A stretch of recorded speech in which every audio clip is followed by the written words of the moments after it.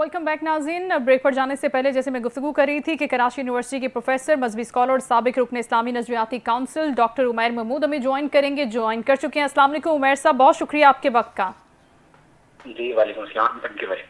Sir, हमने बात करनी है मुबारक सानी केस के हवाले से। सबसे पहले तो मुबारकबाद आपको कि बड़ा ज़बरदस्त फैसला आया है जिसे कानूनी माहिरीन बहुत सराह भी रहे हैं, और इससे पहले जो एक फ़ैसला मौजूद था जिसकी बेस पर बहुत ही ज़्यादा कॉम्प्लिकेशंस क्रिएट हुई और बहुत मसाइल भी हो गए। अब आप क्या समझते हैं इस फैसले से? क्या एक परसेप्शन बन रहा है आने वाले दिनों में? आपको क्या लगता है कि ये एक टेस्ट केस के तौर पर पेश किया जा सकेगा, ये वाला फैसला जो आज आया है? बिस्मिल्लाहिर्रहमानिर्रहीम।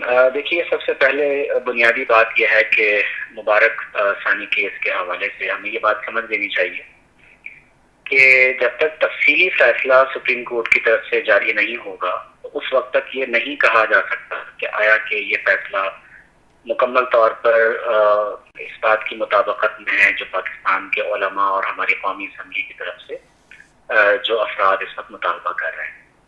लेकिन मैं ये समझता हूँ कि चीफ जस्टिस साहब का ये कहना कि वो तमाम मोतरज़ा पैराग्राफ्स को हज़फ करने के लिए तैयार हैं, तो ये एक बहुत खुशाइन अमल है और इसकी हम तारीफ करते हैं। लेकिन मुबारकबाद का जहाँ तक ताल्लुक है तो ये उसी वक्त हो सकती है जब तफसीली फैसला सामने आएगा। तो क्योंकि आपको मालूम है कि इससे पहले भी इस पर रिव्यू हो चुका है, रिव्यू के बाद फिर कुछ काबिल एतराज़ चीज़ें उसमें शामिल थी। लेकिन मैं ये समझता हूँ कि मजमूई तौर पर तमाम तर जितने भी सेक्टर्स के लोग हैं उन्हें चाहिए कि वो पाकिस्तान की सलामती के लिए ऐसे इक़दाम उठाएं कि जिसमें पाकिस्तान में होने वाली जो अनारकी है,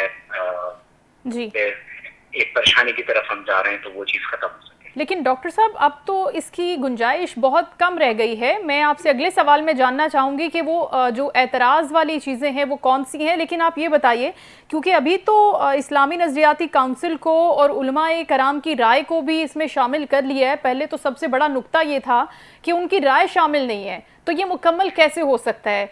जो इसकी तारीफ़ की जा रही थी, जिस तरह से इसको पेश किया जा रहा था, वो गलत हो सकती है, उसमें गलती हो सकती है, लेकिन अब तो कोई गुंजाइश बाकी नहीं है उसकी, राइट?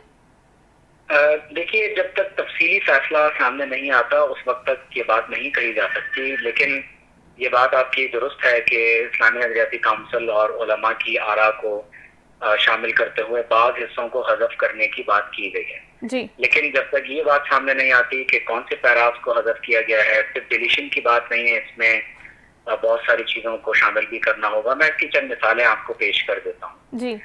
पहली बात यह है कि मुबारक सानी केस में ये बात ज़ेर बहस नहीं है कि कादियानी मुस्लिम हैं या गैर मुस्लिम हैं। ये केस इस नौयत का केस नहीं। जी। दूसरी बात यह है कि इसमें ये बात भी ज़ेर बहस नहीं है कि कादियानी इस्लामी शायर को इस्तेमाल कर सकते हैं या नहीं कर सकते। हमारे यहाँ क़वानीन 298C की सूरत में बख़ुसूस इम्तनाए कादियानियत ऑर्डिनेंस की सूरत में ऑलरेडी बने हुए जी।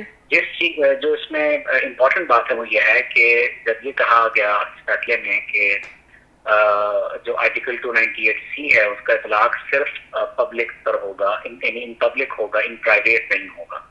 ये एक बात काबिल एतराज़ है जिस पर मुफ्ती तकी उस्मानी साहब ने आज सवाल भी उठाया और चीफ साहब की तरफ से गालिबन ये इंदिया दिया गया है कि इस पैरा को निकाल दिया गया है। इसी तरह जो ज़हीरुद्दीन बनाम रियासत जो सुप्रीम कोर्ट का साबिक़ा फैसला है और फेडरल शरीयत कोर्ट का जो मुजीबुर रहमान बनाम हुकूमत साबिक़ा फैसला है, उसके बारे में जिस तरह फैसले में कुछ इबारात को नकल किया गया, मैं समझता हूँ कि वो मिसकोटेड है और उसको दुरुस्त करने की ज़रूरत है। इसी तरह जो 1974 का जो दूसरी आईनी तरमीम का हिस्सा था, उस सिलसिले में जो कुछ उसमें लिखा गया है उसमें मौलाना शाह अहमद नूरानी रहमतुल्लाह अलैह और दीगर उलमा के बारे में एक बात लिखी गई। ठीक है, उमैर साहब से रब्ता गालिबन मुनक़ता हो गया है नाज़रीन, लेकिन उसके बाद ये है कि हम प्रोग्राम के दूसरे हिस्से में भी बात करेंगे एक इंतहाई अहम इशू के ऊपर जो कि सियासी मैदान से जुड़ा हुआ है। तहरीक इंसाफ का जलसा जो कि मुसलसल 5वीं मरतबा मनसूख हो गया है। जलसे की अब नई तारीख रखी गई है 8 सितंबर।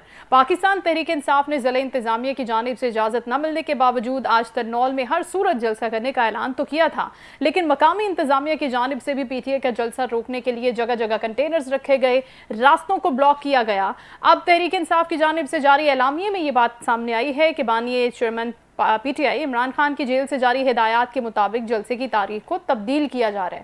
تو اطلاعات یہ ہیں کہ حکومت اس جلسے کی آڑ میں انتشار پھیلانے کی سازش کر رہی ہے. بانیے پی ٹی آئی کی جانب سے تمام کارکنان کو یہ ہدایت کی گئی ہے کہ جلسے کی تیاری جاری رکھیں, عوام میں نکلیں, تحریک چلائیں. جلسے کی نئی تاریخ کا اعلان جلد کر دیا جائے گا. جلسے کی اچانک منسوخی سے کئی سوالات بھی کھڑے ہوئے ہیں. ایک طرف تو کارکنوں میں قیادت کے خلاف غم و غصہ ہے, تو دوسری طرف قیادت میں خود بھی دراڑ ہے. بانیہ پی ٹی آئی کی بہن علیمہ خان ایک تنازع میں کودی ہوئی ہیں اور موجودہ قیادت کو تنقید کا نشانہ بنا رہی ہیں. علیمہ خان یہ الزام عائد کرتی ہیں کہ موجودہ قیادت نے جان بوجھ کر جلسے کو ملتوی کیا ہے. اس میں بانیہ پی ٹی آئی کی کوئی مرضی شامل نہیں ہے. الزامات اور بیانات کی بھرمار کے پیچھے کہانی کیا ہے, یہ سب ہم جانیں گے, لیکن یہاں وقت ہے بریک کا. Stay with us.